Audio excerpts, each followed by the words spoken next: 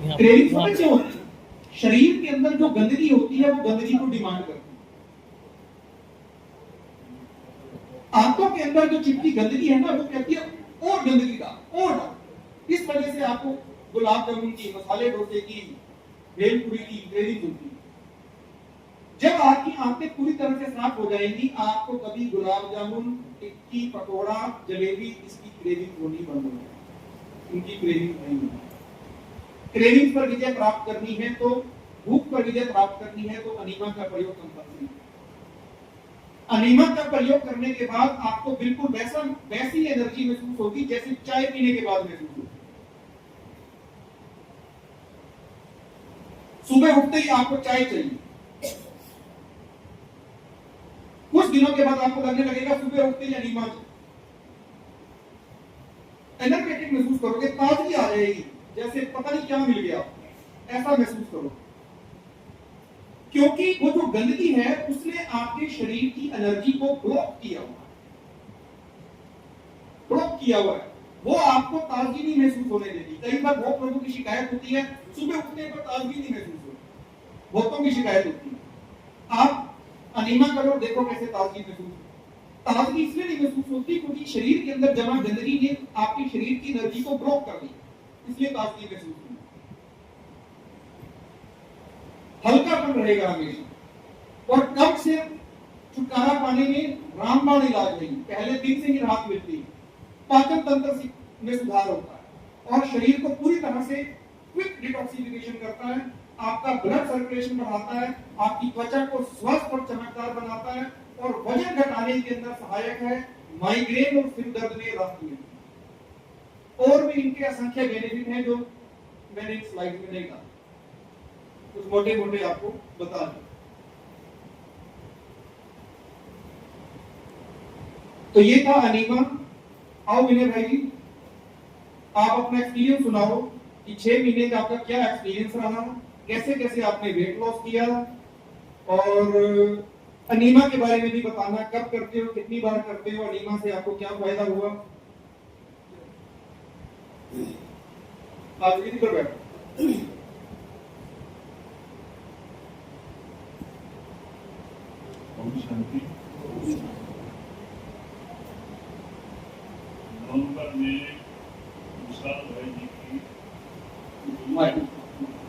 नवंबर में विशाल भाई जी की जो मीटिंग उसमें आई थी, उसको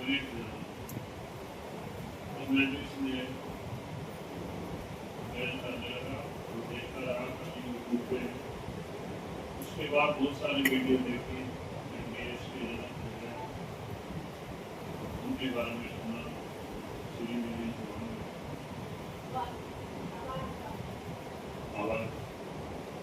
तो धीरे धीरे, लेकिन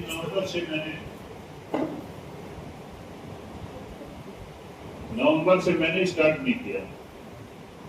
मुझे जब पूरा कॉन्फिडेंस हो गया, बहुत लोगों के अनुभव सुनता रहा, तो मार्च में हमारे शादी की सालगिरह थी, 3 मार्च की। उस दिन हमने खूब अच्छे पकवान बना के खूब खाए और मैंने सोचा कल से एनडीएस शुरू करेंगे। तो 3 तारीख के बाद फिर 4 तारीख से हमने 4 मार्च से मैंने स्टार्ट किया एनडीएस। तो एनडीएस जैसे मैंने स्टार्ट किया, एनिमा से स्टार्टिंग की। मेन इसका मुद्दा ही एनिमा है, क्योंकि मैंने विश्व राय चौधरी की भी काफी वीडियो में देखे और उसको फॉलो भी किया, लेकिन उसके बावजूद भी मुझे बीमारियां रहती थी, दिक्कत रहती थी। क्योंकि वो कभी भी कुछ प्रोडक्ट्स ऐसे हैं, वो कहते थे रोग गुड़ खाओ, लेकिन रोग गुड़ भी परेशान हो गए थे खाते खाते, चबाते रहो, दांतों में दर्द हो जाता है। कुछ डाइट सब्जियां होती है वो नहीं करती। तो जूस वाला जो ठंडा है वो बहुत अच्छा है। जो ग्रीन जूस है सबसे पहले वो लेता हूँ, उसके बाद सबसे पहले तो एनिमा करता हूँ, और एनिमा के बाद फिर ग्रीन जूस लेता हूँ, ग्रीन जूस के बाद कुछ फ्रूट्स ले लेता हूँ, उसके बाद वेजिटेबल जूस या ग्रीन जूस ले लेते हैं। 8 घंटे की ईटिंग विंडो रखता हूँ। और अगर ड्यूटी पे, जैसे आज ही नाइट ड्यूटी करके आया, पूरी रात ड्यूटी नाइट में ज़्यादा हुआ, लेकिन एनिमा ने ऐसे संजीवनी क्रिया है, ये अभी भी आंखों में नींद नहीं है बिल्कुल। चाहे आज भी नाइट होगी, अब दोबारा फिर जाके कर सकता हूँ, लेकिन आज नाइट नहीं, कल मॉर्निंग में ड्यूटी है मेरी। और कोशिश ये करूंगा कि कल फिर ये विशाल भाई जी की क्लास करने का सौभाग्य मुझे मिले। और सिरसा में भी 4 दिन का कैंप था भाई जी, में वहाँ पे भी आपकी क्लास और ये कैंप अटेंड किया मैंने। तो मैं कुछ तेजी से बता रहा जो मैंने नोट किया। एक बीमारी नहीं थी, मुझे कम से कम 15-16 बीमारी थी। सबसे पहले तो जब मैं पढ़ता था, मैंने बीएससी की है, तो बीएससी करते करते मुझे फेशियल पैरालिसिस हो गया था। और फेशियल पैरालिसिस से मेरा मुंह बिल्कुल तिरछा हो गया था और एक आंख बिल्कुल बंद हो गई थी, मुंह भी, और एक कान से भी सुनाई देना बंद हो गया था। इस प्रकार से वो फेशियल पैरालिसिस काफी जतन करने के बाद, बहुत आयुर्वेदिक, एलोपैथिक, पता नहीं कहाँ, उसके बाद मैंने दिल्ली पुलिस में ज्वाइन किया। मैं पुलिस में, और विनय भाई नाम बताई दिया आप भाई जी ने। उसके बाद में ज्वाइनिंग करने के बाद में फिर क्या हुआ, जो हमारा खान पान है ना, ये उल्टा सीधा है। इसको खान पान ही मेन मुद्दा है जो हमें बीमार करता है। तो मेरे अंदर की पैरालिसिस, उसके बाद मेरा ओबेसिटी, यानी कि जब मेरा वेट था कम से कम 125 केजी वेट हो गया था। ये फोटो है, ये भर्ती में है, में आपको 125 केजी का। और इधर साइड में अभी हाल फिलहाल का फोटो है, ये है 85 केजी का। अभी 85 केजी, 40 केजी वेट मेरा लॉस हुआ। ये सिर्फ एनडीएस की देन है। एनडीएस से पहले बहुत एफर्ट्स किए, रनिंग भी की, एक्सरसाइज भी बहुत, जिम भी अटेंड किया, लेकिन नहीं बात बनी। उसके बाद मुझे मेरा फैटी लीवर हो गया था, ओबेसिटी भी हो गया था, फैटी लीवर भी हो गया था, ग्रेड 2 फैटी लीवर हो गया था, और पेट में अल्सर हो गया था। अल्सर इतना भयंकर था, लेफ्ट साइड में पेन रहता था, कभी भी कुछ भी खाता था लेफ्ट साइड में पेन, और पैरों में से हीट निकलती थी, पसीने आते थे पैरों में से। आज वो कुछ भी नहीं है। बीपी हाई रहता था, शुगर जो है वो भी बाउंड्री लाइन पार कर चुका था, दवाई नहीं शुरू की गई। उसके बाद मुझे हार्ट की डिजीज भी हुई। पंत हॉस्पिटल में आपने मोहित भाई, वीके मोहित भाई सुना होगा, उनके पास गया मैं। उन्होंने मेरी एंजियोग्राफी भी कराई और 6-7 महीने तक मैंने दवाई भी खाई हार्ट की। लेकिन हम ही अपनी बीमारी के पूरी चिकित्सक बन सकते हैं अगर हम उसको अमल में लाए, ध्यान दे अपनी बीमारियों पे, और एनडीएस जैसी अगर हमें पत्ती मिल जाए। उसके बाद मुझे फीवर भी रहता था, क्योंकि अल्सर था, इन्फेक्शन हो गया था, UTI infection, urinary tract infection बोलते हैं। मुझे बहुत बड़ी दिक्कत ये हो गई थी, मुझे यूरिन में भी ब्लड आना शुरू हो गया था। देखो, एक बीमारी तो नहीं थी, बहुत सारी बीमारी थी। और मुझे मेरा पीएसए बढ़ गया था, प्रोस्टेट प्रॉब्लम बढ़ गई थी, और टोर में गाड़ी चलाता था, मिसिंग करती थी। आपको गाड़ी चलाते चलाते नींद आ जाती है, ये तो बड़ी बुरी बीमारी है। और कई बार गाड़ी चलाते चलाते ले लेता था, ये भी बहुत बड़ी दिक्कत थी। और इससे ज्यादा और क्या हुआ। लेकिन आज इनमें से कोई भी मेरी बॉडी में कोई बीमारी नहीं है। आज मैं बिल्कुल, अगर 100% तो कह नहीं सकता, लेकिन 80% मैं बिल्कुल फिट हूँ। तो मैं कभी मैक्स हॉस्पिटल में पड़गन, कभी यशोदा हॉस्पिटल में, कभी गर्भ हॉस्पिटल में, कभी मलिक रेडियक्स हॉस्पिटल ब्रिज बिहार में एडमिट हो जाता था। और एडमिट होने के बाद वही ग्लूकोज वगैरह और ये एंटीबायोटिक वगैरह ये देते रहते थे, काफी दवाइयां दे देते थे, फिर थोड़े टाइम बाद फिर कोई और बीमारी पैदा हो जाती थी। तो बीमारियों का घर बन गया था।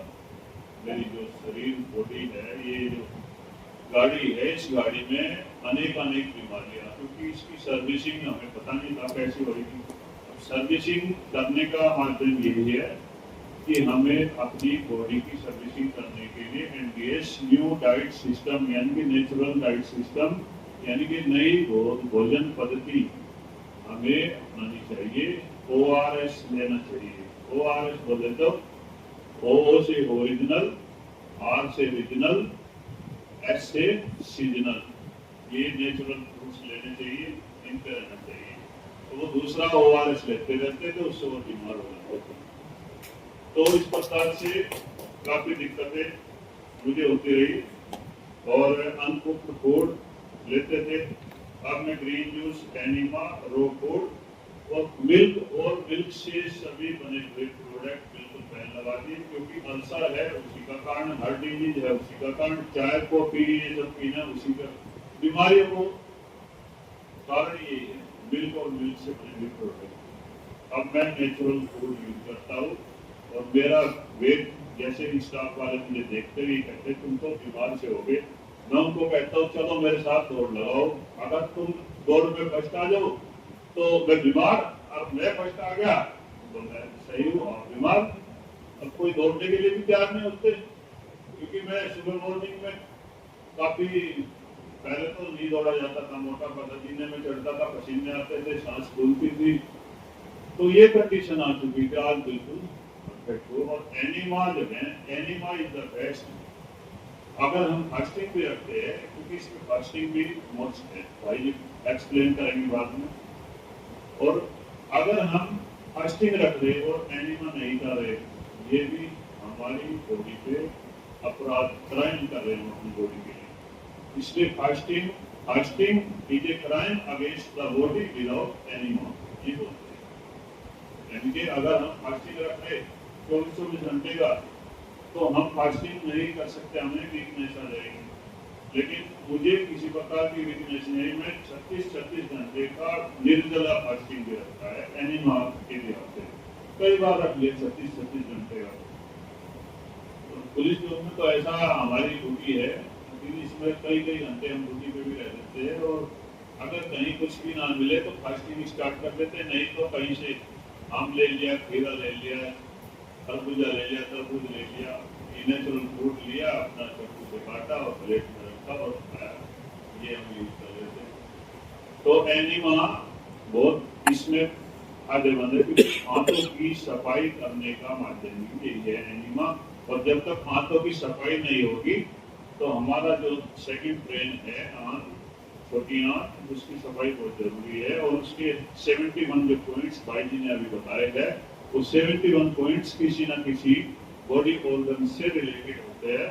जब तक वो नीट एंड क्लीन नहीं होंगे, यानी कि पानी बिल्कुल नीट एंड क्लीन नहीं आएगा एनिमा लेने के बाद, तब तक हमें ये सोचना चाहिए कि हमारी आंखों की सफाई नहीं हुई। जब मैंने एनिमा स्टार्ट किया तो मुझे काफी सिम्टम भी आए, मुझे इतनी वीकनेस भी आई बहुत ज्यादा, ऐसा लगा जैसे फीवर हो गया कभी। लेकिन वो सिरसा में भी गया था, भाई जी को बोला भाई जी मुझे फीवर सा हो रहा है, बोला आपको सिम्टम, आप खुशी मनाओ। तो 6 घंटे के लिए वो फीवर रहा, फिर उसके बाद बिल्कुल थोड़ा रेस्ट करते ताजगी जिंदगी।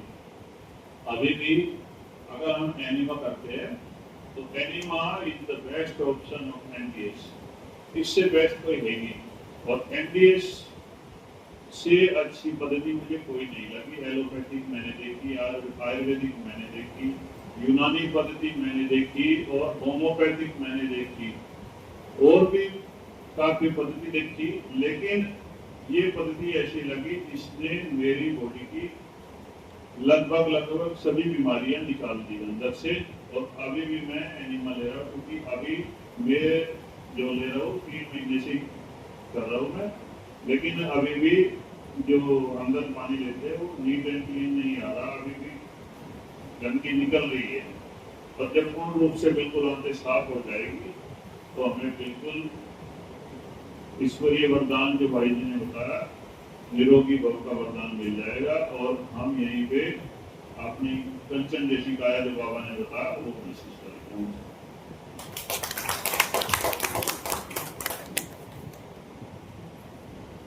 ओम शांति। अब ये तो आपके सामने प्रत्यक्ष उदाहरण था कि कैसे इस पत्ती से विनय भाई जी ने शरीर के सभी रोगों को दूर किया। ऐसे हजारों लाखों उदाहरण आपको YouTube पर मिल जाएंगे, आप सर्च करें। और इन सारी सेवाओं का पिछले 7-8 महीने में जो भी ऑनलाइन और ऑफलाइन एनडीएस की सेवाएं की गई, ये सारी सेवाएं हमने मधुबन मैनेजमेंट कमेटी के समक्ष भी रखी। इन सेवाओं का सारा समाचार हमने मधुबन मैनेजमेंट कमेटी के आगे रखा। 7-8 महीने तक हमने उनको हर सेवा समाचार के रेगुलर अपडेट्स दी। वैसे तो हम जयंती दीदी जी, मृत्युंजय भाई साहब और करुणा भाई साहब के मार्गदर्शन में पिछले 7-8 साल से सेवाएं दे रहे हैं।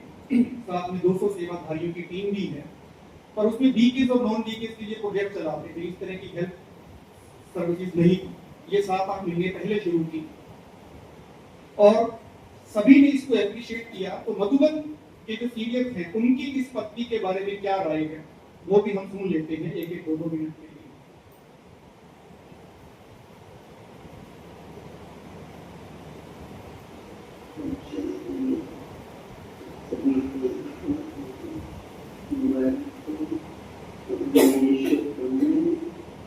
जिस तरह से अपनी प्रोजेक्ट में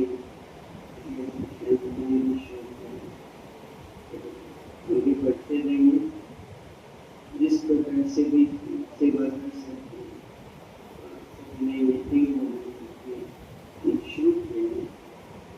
मेरी बहुत बहुत शुभकामनाएं। मैं समझती हूँ कि सेवा एक ऐसा सब्जेक्ट है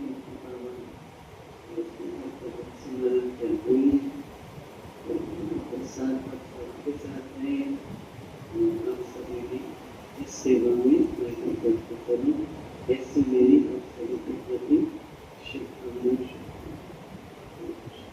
ये शब्द किसी और के नहीं, ये ब्रह्मा कुमारी चीफ राजयोगिनी बीके मोहिनी देवी जी के। मैं अभी मधुबन गया था, वहां पर एनुअल मीटिंग थी। तो एनुअल मीटिंग में भी 5-7 मिनट की प्रेजेंटेशन एनडीएस की सेवाओं की दिखाई गई और वहां पर मोहिनी दीदी से पर्सनली भी मुलाकात हुई। उन्होंने इन सेवाओं के लिए शुभकामनाएं दी थी।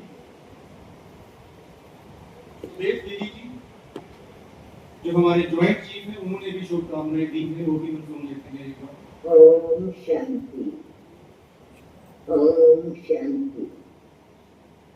ये जानकर मुझे खुशी हुई कि एजुकेशन विंग से एक रिसर्च एरिया जिसमें असली हेल्थ, जो हेल्थ की वेल्थ है और जीवन को खुश रखने का, तंदुरुस्त रखने का एक बहुत सुंदर साधन है।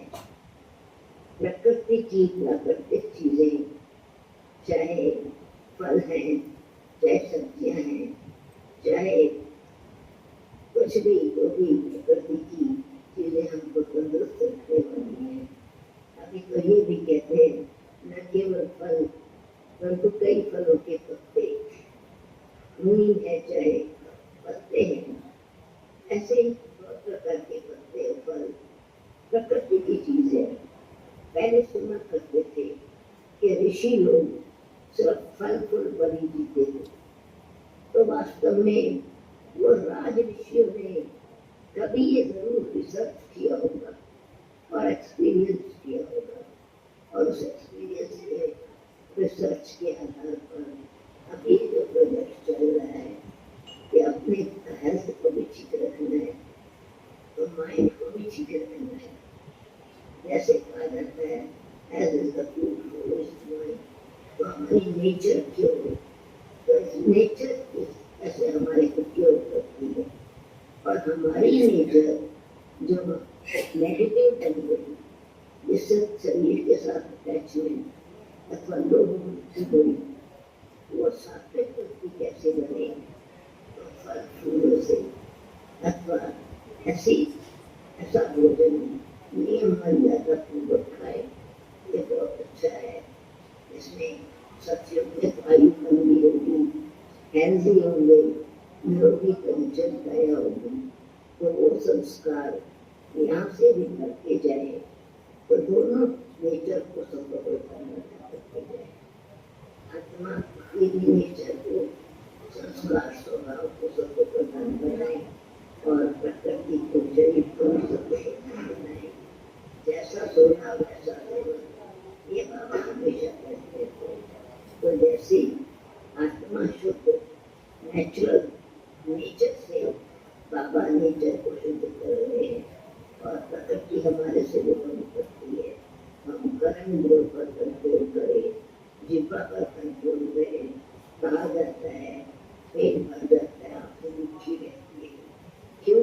लोग वृत्ति कृष्ण वृत्ति ज्यादा जरूरत से ज्यादा खाते हैं। चाहे फल फूल है तो भी उसमें भी कुछ नियम मर्यादाएं चाहिए ताकि तन भी तंदुरुस्त रहे, मन भी तंदुरुस्त रहे, विचार में श्रेष्ठ रहे और संस्कार मिलन सहज हो तो सत्संगी दुनिया सुंदर संसार शीघ्र ही उसका आनंद मिल सकता है। इसके प्रोजेक्ट की सफलता के लिए शुभकामनाएं।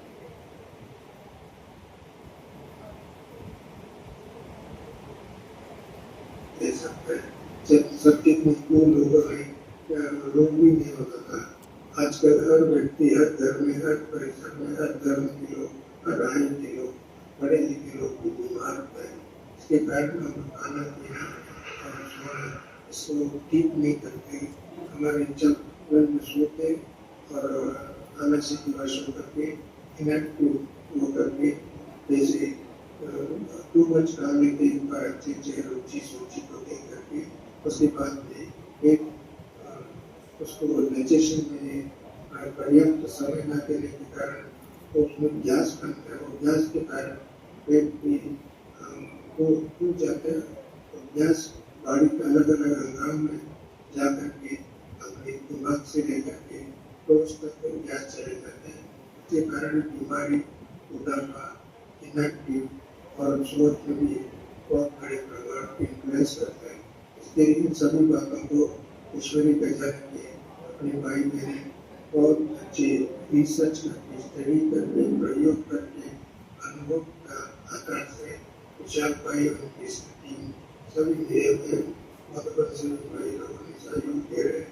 संतोष भाई, अरण्य भाई मेरे, अमृता बहन गुजरात की और भी मेरे इसमें जुड़े हुए। इसके लिए मैं यही आप सबको एक संदेश देना चाहता हूँ, आग्रह करना चाहता हूँ, विनती करना चाहता हूँ। आप लोग उसका फॉलो करेंगे। हमारा मेडिकल बिल्स जो है कम से कम 50% लोग रिड्यूस कर सकते हैं, आयु भी बढ़ सकता है। ये असंभव की बात नहीं है, ये संभव है। क्योंकि इसमें सारा दिखाना, वो खाना और अंकुरित चीजें खाना और अन्य चीजें कैसे बनाना, पेट का खाना, पेट का वेराइटी बना करके खाना और अपने मधुबन में पेट का रोज खिचड़ी बनते हैं, अलग अलग वेराइटी बनते हैं। इन सभी बातों को ध्यान में रख करके करेंगे तो मधुबन में निरोगी वातावरण बना सकते हैं। मुझे आशा है जो भगवान पर विश्वास है, परिवार के साथ विश्वास है, एक अपना रोग को भी दूर करने की इच्छा शक्ति को बढ़ा करके उसको दृढ़ता के साथ ईमान के साथ एक आदर्श कुमार कुमारी बने, यही हमारा नाम नहीं लेते हैं। ओम शांति। ब्रह्मा कुमारी के एडिशनल सेक्रेटरी जनरल ईश्वरी कचारे के नियमित नंबर के शुरू से लेकर के अब तक 13 बड़े काम करने वाले विशाल भाई और प्रदीप भाई,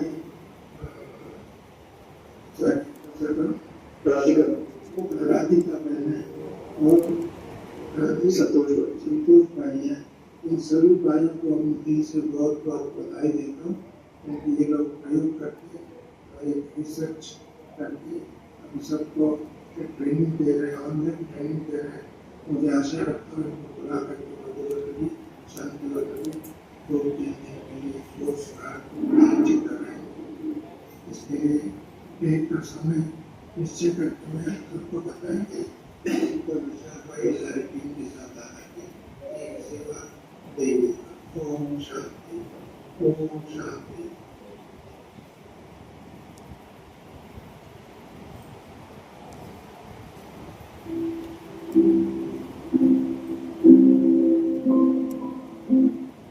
आज मिलने का हम सबका प्रयास यही था कि भाई मुझे बताया गया, क्योंकि विशाल भाई का जो तबीयत में भी कुछ समय से थोड़ा सा प्रॉब्लम था, पर उन्होंने योग से, बाबा की याद से और एक सही रास्ते से अपना तबीयत को या शरीर को ठीक करने का ये कार्य उन्होंने प्रैक्टिकली किया है, जो आज अपने स्वयं का, क्योंकि जो भी डॉक्टर्स हैं वो दूसरों के तबीयत को ठीक करते हैं और अपनी जो भी शिक्षा उन्होंने प्राप्त की है, परंतु विशाल भाई जो है वो अपने प्रैक्टिकल, अपनी खुद के अनुभव से आप सबको बता रहे हैं और किस प्रकार से धन की शुद्धि से मन शुद्ध होता है। हम सभी को मैं ये बताना चाहता हूँ कि भाई आप सबको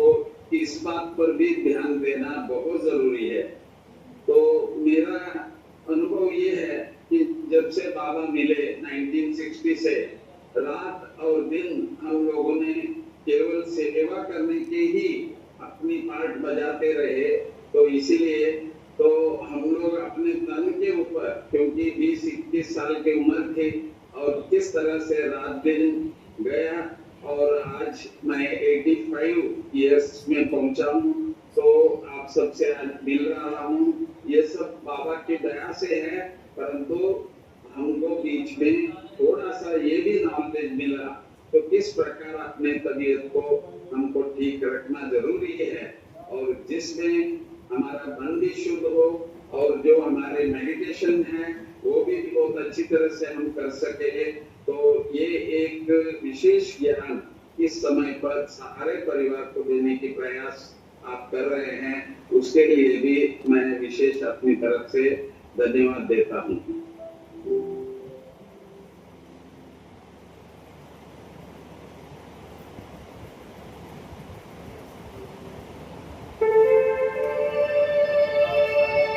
ओम शांति।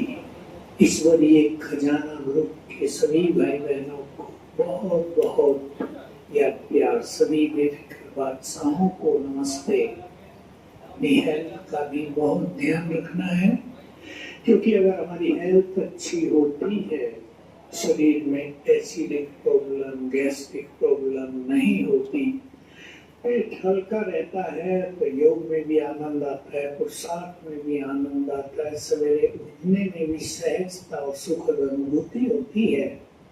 यदि हमने रात को भारी भोजन कर लिया होता है तो उसका इफेक्ट सवेरे अवश्य पड़ता है, उससे बीमारियां होती हैं। कई मनुष्य बहुत कुछ खाते रहते हैं, तला हुआ बहुत खाते हैं, मिठाइयाँ बहुत खाते हैं, दूध की चीजें बहुत लेते हैं। ठीक है, एक आयु होती है जब तक मनुष्य इन चीजों को हजम कर लेता है, पर जैसे ही आप देखें कि ये चीजें आपको नुकसान करने लगी हैं, मैं समझता हूँ 40 साल के बाद अपनी डाइट को पूरा बदल लेना चाहिए, और 60-65 साल के साथ बाद तो और भी बदल लेना चाहिए।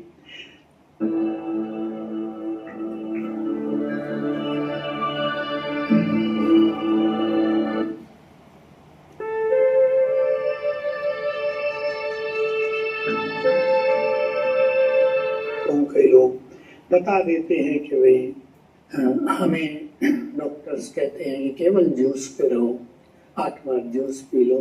ठीक है, कईयों को वो सूट करता है, जिसको हार्ड वर्क होता है उसको सूट नहीं करता। अब यदि आप कुमारी हैं या सिंगल हैं, आप 8 बार जूस बनाएंगे तो सारा दिन आपका उसी में बीत जाएगा। सामान इकट्ठा करना, बनाना, धुलाई, सफाई, ज्ञान योग आपका पीछे छूट सकता है, वर्क में भी दिक्कत आ सकती है।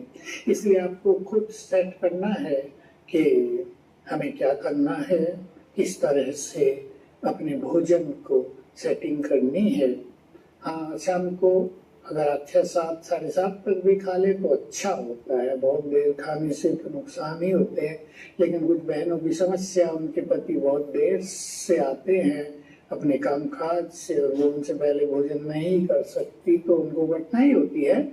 ऐसे में आप थोड़ा हल्का भोजन करेंगे, डाइजेस्टिव करेंगे, उसके बाद वज्रासन पे बैठ सके तो बैठ जाए, नहीं तो 20 मिनट सीधा लेट जाए, वो हजम हो जाता है। ऐसी आप अपनी दिनचर्या की सेटिंग कर लें तो काफी अच्छा रहेगा।